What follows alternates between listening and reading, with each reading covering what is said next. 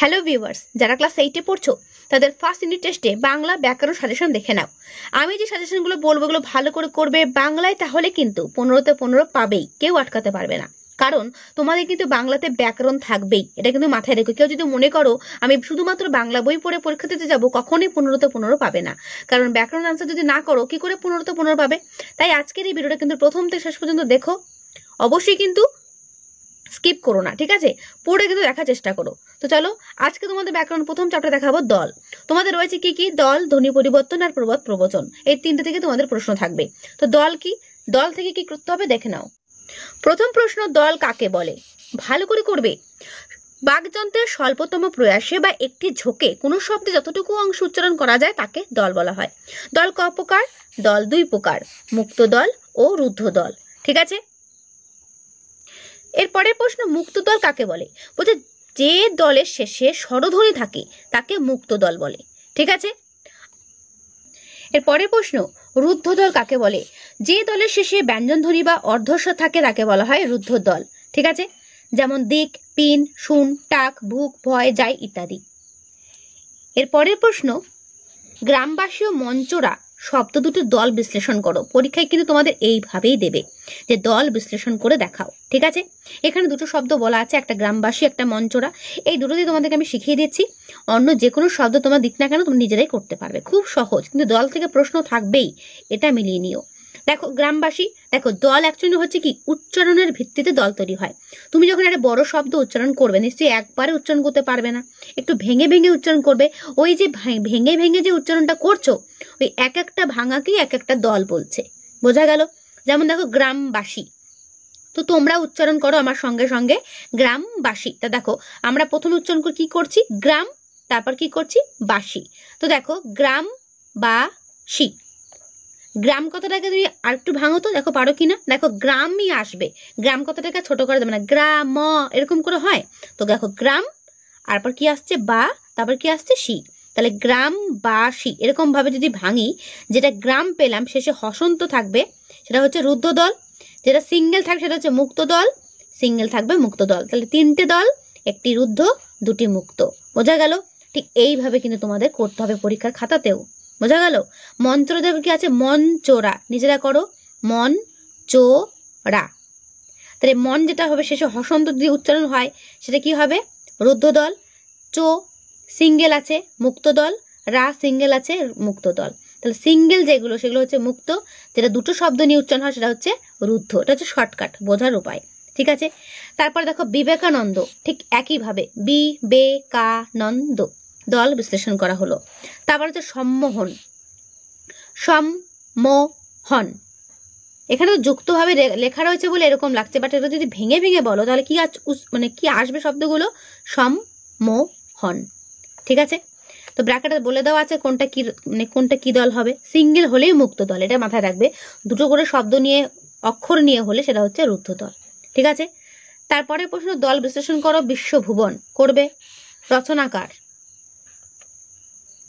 তারপরে করবে সত্যেরে। তারপরে করবে স্নেহ ছায়া, ঝঞ্ঝা, বিশ্বভুবন, প্রস্তাব।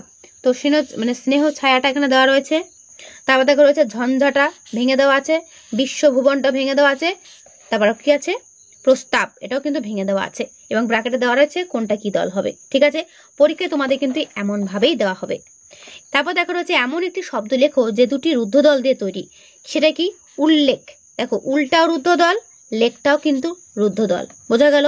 ভালো করে করবে, যেগুলো তোমাদেরকে আমি বলছি এগুলো ভালো করে করো, এখান থেকেই কমন পাবে। পরীক্ষায় কিন্তু খুব কমন একটা শব্দ, সেটা হচ্ছে রবীন্দ্রনাথ। এটা কিন্তু বর্ণ বিশ্লেষণ করতেও দেয়, আবার দল বিশ্লেষণ করতেও দেয়, ঠিক আছে? তাই এটা কিন্তু ভালো করে করে নেবে, রবীন্দ্রনাথ, ঠিক আছে? তাহলে দল সঙ্গে কটি? 4টি। কোনটি কি দল ব্র্যাকেটে দেওয়া রয়েছে, ভালো করে করবে। তাহলে দল থেকে যে কটা আমি দিলাম এ কটা করো, আর কিভাবে করা হচ্ছে প্রসেসটা শিখে নিলে যে কোনো শব্দ দিক তোমরা নিজেরাই করতে পারবে, ওকে? এর পরের চ্যাপ্টার হলো ধ্বনি পরিবর্তনের কারণ ও ধারা। এখান থেকে কি প্রশ্ন করবে দেখে নাও। হ্যাঁ, তো দেখো কি রয়েছে, যুক্তি থেকে যুকতি, এটি কিসের উদাহরণ? প্রশ্নে আসবে, এরকম করেই প্রশ্নে আসবে। তো দেখো এখানে অনেকগুলো অপশন আছে, স্বরভক্তি, মধ্য স্বরগম, স্বরসঙ্গতি, অপিনিহিতে উদাহরণ। তো এইভাবে অপশন দেওয়া থাকতেও পারে, আবার নাও পারে, সেটা স্কুলের মাস্টারদের ব্যাপার। কিন্তু তোমাকে শিখতে হবে কিরকম না, যুক্তি থেকে যুকতি কথাটা এসছে, ঠিক আছে? এটা কিভাবে হচ্ছে, এটা ভেঙে চলে এসছে। তো এরকম শব্দ উচ্চারণ হলে এটাকে কিসের উদাহরণ বলবো? এটা হচ্ছে স্বরভক্তির উদাহরণ। বোঝা গেল? স্বরভক্তি। স্ক্রু থেকে স্ক্রুপ, স্ক্রু থেকে স্ক্রুপ মানে একটা স্বরাগমের আগমন হয়েছে, তাই না? কোথায় না, শব্দের আদিতে বা প্রথমে। তো এই উদাহরণটা কিসের হবে? এটা হবে আদি স্বরাগম। কিসের? আদি স্বরাগমের। তো এইগুলো ভালো করে পড়বে। তারপর দেখো মহোৎসব থেকে মোৎসব, মহোৎসব থেকে কি হচ্ছে? মোৎসব। এটা কিসের উদাহরণ? এটা হচ্ছে অনন্য ব্যঞ্জন সংগতির উদাহরণ, ঠিক আছে? এইভাবেই মনে রাখবে। তারপর ধ্বনি পরিবর্তনের 3টি ধারা। কটি ধারা? 3টি ধারা। সেই 3টি ধারাগুলো কি কি পরীক্ষা জিজ্ঞাসাও করে। সেই 3টি ধারাগুলো হলো ধ্বনির রূপান্তর, ধ্বনির আগম, ধ্বনি লোপ। তাহলে কোনটা হবে অ্যান্সার? আনসার গ, ঠিক আছে? ধ্বনির রূপান্তর, ধ্বনির আগম, ধ্বনি লোপ।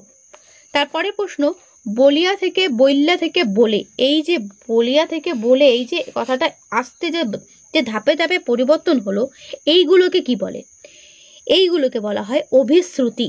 মনে রাখবে, অভিশ্রুতি। যেমন কোরিয়া থেকে কইরা থেকে করে, ঠিক আছে? তো এইগুলো হচ্ছে অভিশ্রুতি, মানে 3টে ধাপ পেরিয়ে একটা নতুন শব্দ উচ্চারণ হবে আর কি। স্বরাগম হতে পারে ক প্রকার?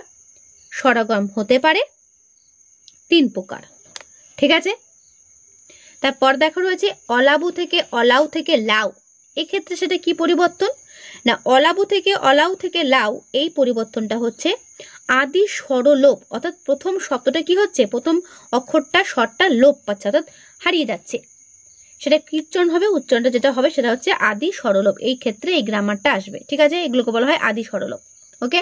তারপর দেখো রয়েছে রাখিয়া থেকে রাইখা থেকে রেখে। এটা তোমরা বলবে, আমি একটু আগে বলেছিলাম যেরকম 3টে পরপর ধাপ পরিবর্তন করলে সেটাকে কি বলা হয়। আমি কিন্তু অ্যান্সারটা তোমাদের কাছ থেকে চাইছি, তোমরা কিন্তু অবশ্যই আমায় কমেন্ট বক্সে অ্যান্সার করবে। তারপর দেখো মুক্তা থেকে মুকুতা। এটা কি হবে? মুক্তা থেকে মুকুতা, এটা কিন্তু হবে মধ্যম স্বরাগম, ঠিক আছে? দেখো মুক্তা থেকে মুকুতা কি হবে? মধ্যম স্বরাগম। এই উদাহরণগুলো কিন্তু ভালো করে পড়বে, আমি যেগুলো দিচ্ছি এগুলো ভালো করে করো, এর মধ্যেই কমন পাবে, ঠিক আছে? তারপর দেখো আবার আসছে স্কুল থেকে স্কুল। স্কুল থেকে স্কুল, এটা কি হবে? এটা হবে আদি স্বরাগম। আমি একটু আগে করিয়েছিলাম স্ক্রু থেকে স্ক্রুপ, সেরকম স্কুল থেকে স্কুল। এটা কিন্তু ভেরি ভেরি ইম্পর্টেন্ট আছে, ঠিক আছে? তারপর ইঞ্চ থেকে ইঞ্চি, ইঞ্চ থেকে ইঞ্চি। এটা কি, এখানে কি ঘটেছে, কি পরিবর্তন ঘটেছে না, এটা হবে অন্ত স্বরাগম। কি হবে? অন্ত স্বরাগম। ওকে। কারণ যেহেতু শেষের দিকে ওই হস্যিকারটা এসেছে, স্বরের আগমন এসছে, সেজন্য এখানে কি আসছে? অন্ত স্বরাগম। খুবই সহজ, কিন্তু যেগুলো দিয়েছে এগুলো ভালো করে করো, এখান থেকেই কমন পাবে। এরপরে প্রশ্ন ধ্বনির লোপ বলতে কি বোঝায়, এটি উদাহরণ দিয়ে বোঝাও।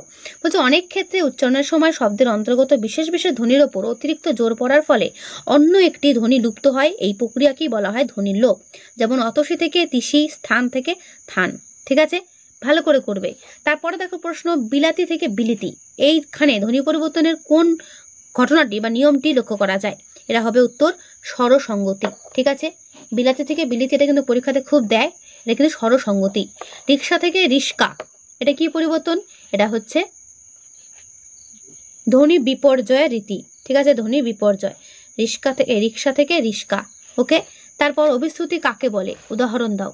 দেখো অপিনিহিতি প্রক্রিয়ায় শব্দের অন্তর্গত যে হস্যই বা হস্যু তার পূর্ববর্তী ব্যঞ্জনের আগে সরে আসে এবং সেই হস্যু বা হস্যু যখন পাশাপাশি স্বরধ্বনিকে প্রভাবিত করে নিজতার সঙ্গে মিশিয়ে পরিবর্তিত হয়ে যায়, তখন সেই প্রক্রিয়াকে অভিশ্রুতি বলে। যেমন কোরিয়া থেকে কইরা থেকে করে, এটা আমি একটু আগেই বলছিলাম। স্বরলোপ কয় প্রকার? যে কোনো একটি দৃষ্টান্ত দাও। স্বরলোপ 3 প্রকার: আদি স্বরলোপ, মধ্য স্বরলোপ, অন্ত স্বরলোপ না অন্ত। আদি স্বরলোপের দৃষ্টান্ত হলো অলাবু থেকে লাউ। বোঝা গেল? তারপরে প্রশ্ন অপিনিহিতি কাকে বলে?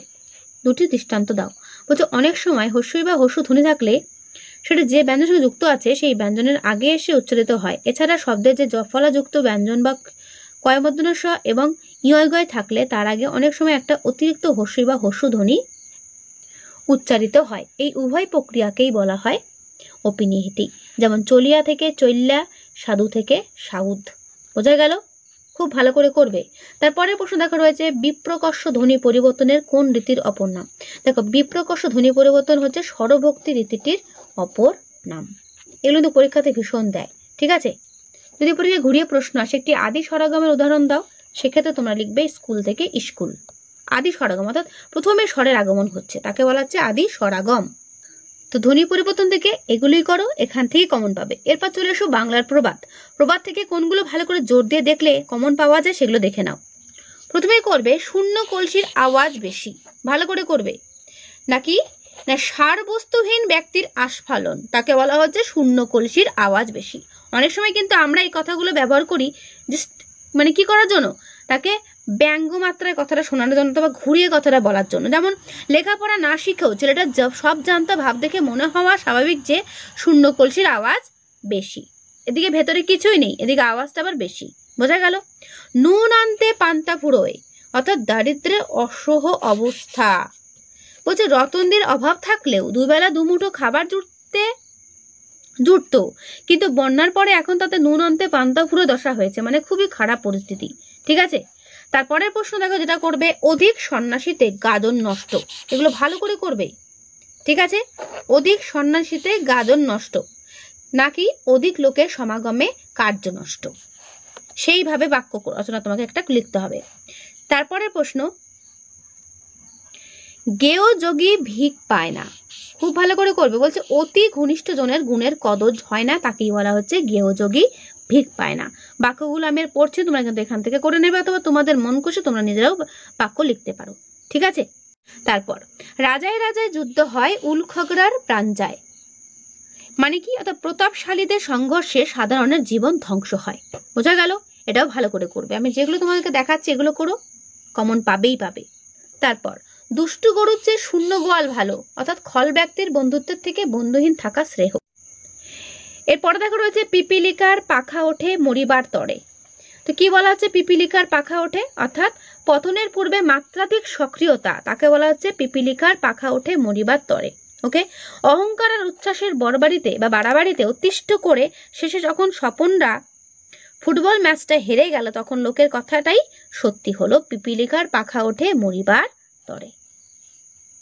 তারপর কাজের মধ্যে দুই খাই আর শুই, অর্থাৎ অলস্যময় জীবনচর্চার প্রতি ব্যঙ্গ।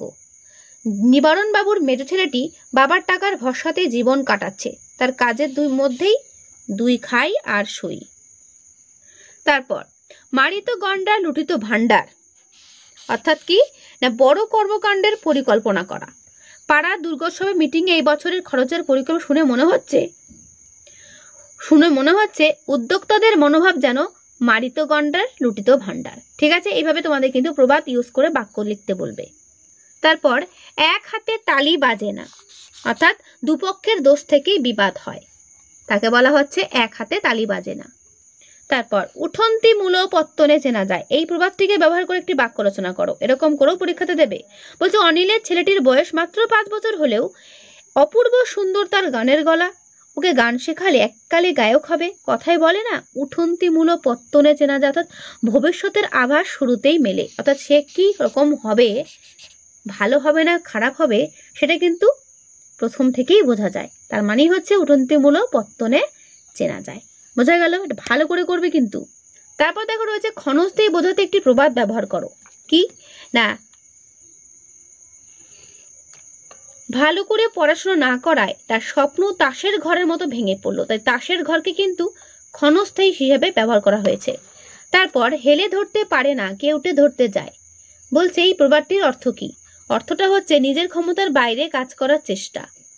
হেলে সাপ যদি কেউ ধরতে না পারে, সেখানে সে কেউটে সাপ কি করে ধরবে, এটাই এখানে বোঝানোর চেষ্টা করা। অর্থাৎ নিজের ক্ষমতা যেটুকু তার বাইরে গিয়ে কি করে কাজ করবে সেটাই বোঝানোর চেষ্টা করছে, বোঝা গেল। তো ক্লাস 8-এর এই হলো ব্যাকরণ সাজেশন, এগুলো ভালো করে করো। আর হ্যাঁ, বাংলা যে বইয়ে তোমাদের যে টেক্সটগুলো রয়েছে, মানে যে পড়াগুলো রয়েছে, সেখানে যে ব্যাকরণগুলো রয়েছে সেগুলো একবার দুবার দেখে নেবে, কমন পাবেই, ঠিক আছে। তো আজকে এই ভিডিওটা আমি এখানেই শেষ করছি। কেমন লাগলো অবশ্যই কমেন্টে জানিও, ভালো লাগলে একটা লাইক ও বন্ধুদেরকে শেয়ার করতে ভুলো না। হ্যাঁ, আর আজকে এখানেই দেখাবে নেক্সট ভিডিওতে। ভালো থেকো সবাই, আর ভালো করে পড়ো সবাই, ঠিক আছে।